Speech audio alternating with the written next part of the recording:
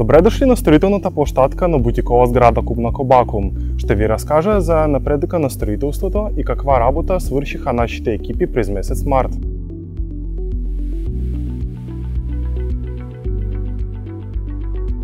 Минали месец бяха бетонирани 90% от подпорните стени на входната група.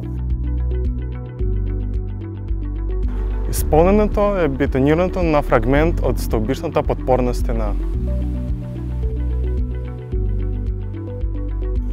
Завършваме и прокарването на трасета за климатици.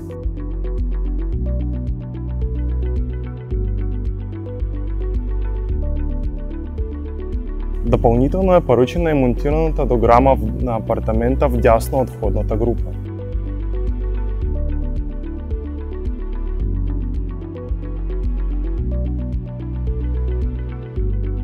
Започнаха дейности по озеленяване на входната група. Също така започнахме и дейности по озеленяването на стълбите към плажа.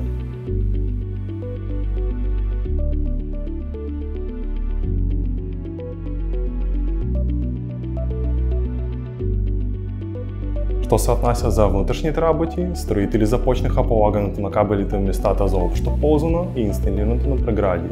Допълнително е поръчен асансьор и кабелно-проводникови продукти за външно осветление.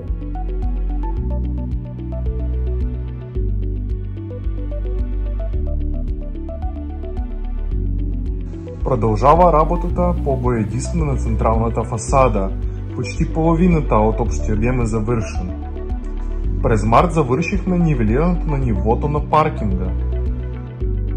Както виждате, строителството на Куб Кобакум продължава по план. Следете новините и ще се видим в новите видеа.